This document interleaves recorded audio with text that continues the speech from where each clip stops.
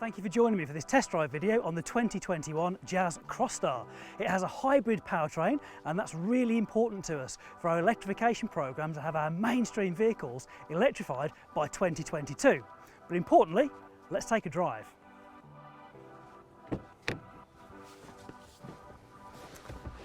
Right, so now we're in our car. First impressions, well, the seat's very comfortable. My arm, very comfy on the extra padding on the armrest there. And as soon as I start looking forwards, well, it's just the immense windscreen on here. We've got great visibility because of smaller A-pillars. We've got a lower horizontal dash and hidden wiper blades as well. So a fantastic view out of the car. Next, the steering wheel. Two-spoke design, which looks really good. And more importantly, it feels great as well. So I think now, let's take it for a drive.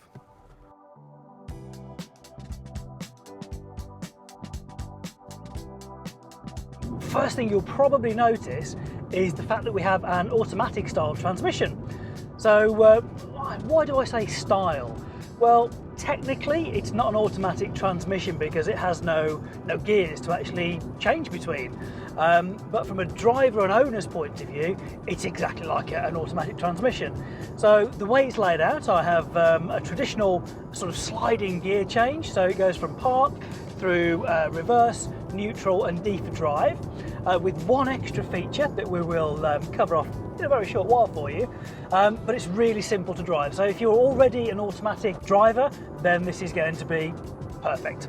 Absolutely exactly the same as what you're used to from a functionality point of view.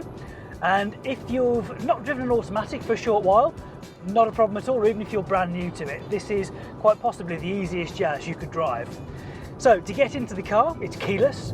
You get in, you press your power button with your foot on the foot brake, pop it into D, and that is you good to go. Obviously forget you've got a left leg, and the car does literally everything for you. Now, B stands for brake. So when we're in B mode, when you take your foot off the accelerator, it will slow the car down more rapidly than if you were just in D mode. And while it's doing that, it's using the regeneration of the system to charge the batteries up in the back of the car. And as I say, you could drive all the while in B mode if you wanted to, or you could drive all the while in D. The choice is entirely yours. And we do have a really good 0 to 60 time with this Jazz. It's the quickest Jazz we've had, it's the most economical, with the lowest CO2s, absolutely tremendous. We have three modes. We have full EV. In full EV mode, you are using the battery power that you've got stored at the back of the car to power the electric motor which drives the front wheels.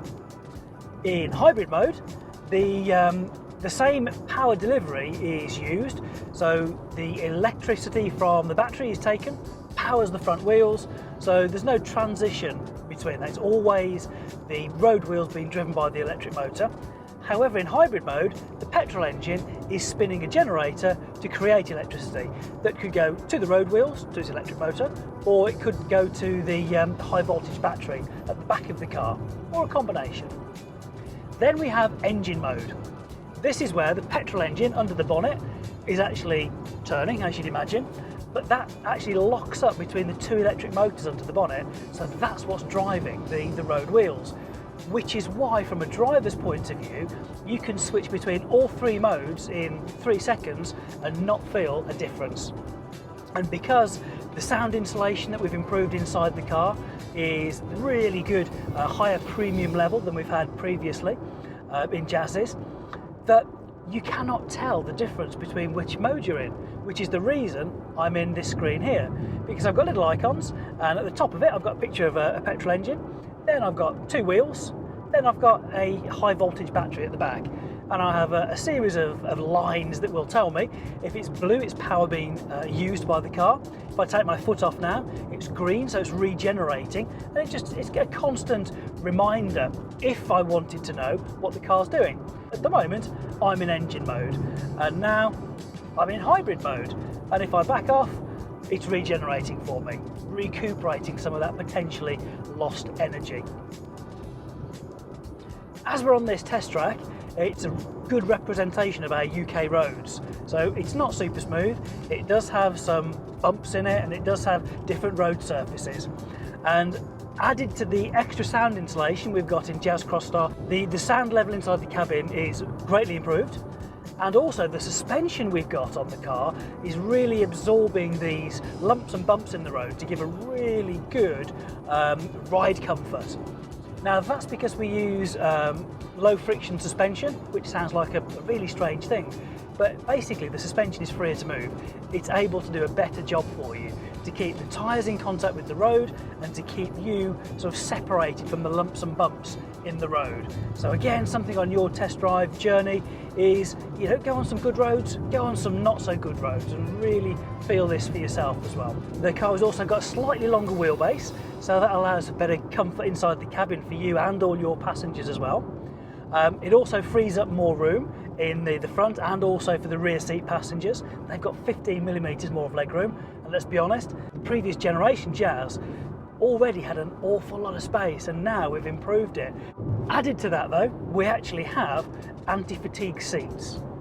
Now these seats are incredibly comfortable. I'm on a short little test drive journey with you at the moment.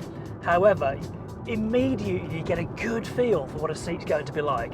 We all know that feeling of sitting in a nice, comfortable, familiar chair and how that really feels as you get into the car. And I've got that feeling with the new Jazz Crosstar. We couldn't have a Jazz without having magic seats. So Jazz Crosstar is no different. We have the ability to fold them completely flat, independently side to side, or we can get them to stand up as well. So whatever it is we're transporting, within reason of course, you're pretty much certain it's going to fit in your Jazz Crosstar. Now the nice thing is that the Jazz has already got a relatively high riding position to give good visibility, but we're a little bit higher in this Jazz Crosstar model. And when we're talking about visibility, that leads me on to my next point, and that is how much of a glass area there is at the front. Jazz has always been a tremendous car for its lack of blind spots. So we have the quarter lights at the front, and of course we have a large windscreen at the front of the car. What we have done though is we've reduced the size of the A-pillars, so we have much less of a blind spot. So that means you're going to be safer when you're driving because you can see more in front of you and what may be approaching from the sides as well. So very, very clever. Added to that, we have the low flat horizontal dash. So that is also giving me better visibility. And from the driver's point of view, you cannot see even any part of the wiper blades. All you're getting is 100% vision through that front windshield. We have some safety features we hope you never have to use. Emergency call, or e-call, is on the Jazz Crosstar as standard and can automatically or manually go directly through to emergency services to get them to where the vehicle is. Hopefully it's something that you never have to use, but it's great peace of mind just knowing it's there. It's like having a guardian angel just looking out for you. The car has 10 airbags now, and our additional airbags are knee airbag for the driver, because obviously we have a steering column down here, so to protect them. And then the second additional airbag comes out of the side of the driver's seat, and that comes up like a divide between the driver and the passenger. That would protect my head and my passengers from colliding. Jazz Crosstar comes with a 9-inch monitor, so on there you've got the next level of our connectivity, and on that you will have your Honda personal assistant. And it's very similar to Siri or your Google Assistant. So you can ask it to find you a local restaurant, or it could be asking what the weather is, any of those points there. But you don't have to have a smartphone in the car. So if you don't have a smartphone, you can benefit from having something similar to Siri or your Google Assistant. Plus, if you do find a local Italian restaurant that has free parking and is suitable for vegetarians, you can actually send it straight into your satellite navigation, completely hands-free, because all you need to do is start off with the phrase, "OK Honda." Then we also have the ability to change things on the car, which of course you couldn't do from your iPhone or your Android device. So this is really a nice integrated part of the system. Now, some things on the monitor you might want to actually touch while you're driving to change a destination, or you might want to change the audio station, but you maybe didn't want to use, for whatever reason, the personal assistant. We've now got a finger rest at the bottom of the screen, which just allows you to stabilise your hand so that when you're tapping in some details or you're selecting your particular app you're after, you're getting the right one. Now, just using the indicators, one of the things that you'll notice when you get your test drive is how good the fit, the finish and the materials of this car is. They really are the next level up. So whether it's the indicators and the positive feel that you get there, whether it's the push of a button for air conditioning, whatever it is, it feels superb. We've got the supportiveness in our anti-fatigue seats, we have our water resistant material, and our low horizontal dashboard again has got that really good look and finish to the materials used on it. So the attention to detail in this car is really the next level. So the cup holders on this car, they're climate controlled, because what they've done, they've put the cup holder literally sitting in front of the air vent. So of course, if your climate control is blowing out cool air, that will cool your drink, and if it's blowing out warm air, it will keep your drink warm. Now we come to sensing. So we have lane departure warning. We've had that on Jazz before, and that literally warns you you're about to depart the lane. So the camera right at the top is looking at the painted lines on the road. So if you start getting closer to one side or the other, it'll give you audible and visual notifications that you might want to stay in the lane. If you need to move from the lane, not a problem. And if you indicate to show the car your intention is to move into a different lane, that also is no problem, it wouldn't trigger the system. We have traffic sign recognition, which will look at the signs at the side of the road, and it will display the same information on my dash. So the speed signs, maybe a no overtaking sign as well, they have to be in a circle, but it will actually display them on the dashboard, providing the camera has seen them, of course.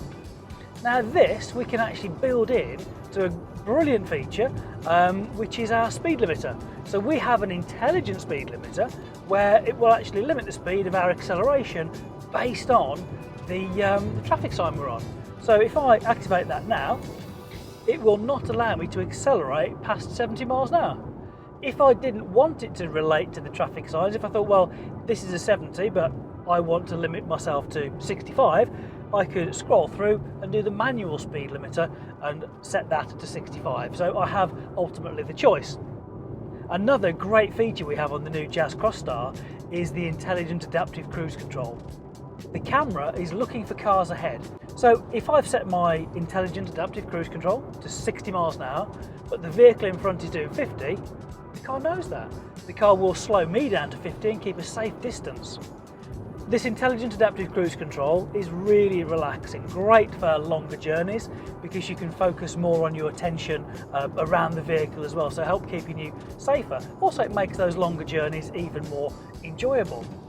Because we have the automatic transmission on this car, we have another feature called low speed follow. So this can actually take the car down to 0 miles an hour. So the car in front of me slows down, they come to a stop, so will I. That again is a great feature, never had that on any of the Jazzes before. Also, we have collision mitigation braking system. So this is a system that uses the brakes to mitigate a collision. And how it will do that is again by the cameras at the top of the screen. It will recognise and understand my speed compared to the speed of vehicles in front. And if it detects that my closing speed, because either I'm going faster than the car in front or the car in front is now slowing down and I haven't actually realised that for some reason, it can give me warnings. They could be audible visual warnings, it can give light little pressure on the braking system as well, and in the final stage it will actually apply brakes on my behalf. Now this is a mitigation system, not a autonomous system. So what it will do, it will lessen the accident. If I do nothing, the car will apply brakes on my behalf, but I can actually supplement it. I can put more pressure on the brakes. If it's suitable, I could actually steer to avoid that vehicle as well. So think of it, it is an assist system. It's not, oh, I can just sit here and let the car take care of the braking. It's not that at all. So collision mitigation braking system is another one of those features we have on the car that we hope you're not going to be using. It's there just in case. But because it is the next level, and using camera systems and with our LED lighting at the front of the car, it means that our pedestrian detection part of the system will recognise pedestrians even in those low light conditions and do a full emergency stop. It can even recognise cyclists crossing your path, and again it can put the brakes on so to minimise any potential accident. This is the kind of safety package that you would not expect to see on a car in the small category that Jazz and Jazz Crosstar sit in. This is a tremendous bit of kit that's going to help you drive along, keep safe and keep fresh. Now, keeping fresh, we have lane keeping assist system. So this assists you keeping in your lane. Again, the camera looks at the painted lines on the road, and through the electric power steering will put tiny corrections into the steering. So the purpose of it keeps you centered in the road, reduces driver fatigue so you can drive for longer, keeping fresher, and also a little bit like lane departure warning, if you get close to the lane it can actually center you back in again as well. Now, lane keeping assist system, you actually press the button to select this one, so you have that selection, just like intelligent adaptive cruise control. Where some of the other safety features are in the background, making sure and looking after you, the more safety oriented features. Road departure mitigation can actually mitigate us leaving the road by backing off of the throttle or the gas and then actually applying braking to individual wheels that would steer us back in. So again, it doesn't eliminate it. It can't say if you fell asleep driving you can't leave the road. It's road departure mitigation, but it is another thing there that's going to keep you lovely and safe on the road and minimise the chances of you departing from the road. So summing up, we actually have Honda sensing as standard on the Jazz Crosstar. All of these features adding together to give a fantastic driving experience and adding a great deal of value to the car itself.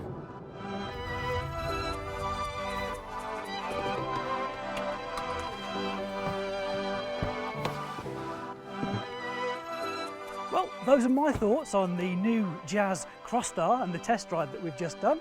But more importantly, we want you to formalise your own opinion and book your own test drive. So please contact your local dealer.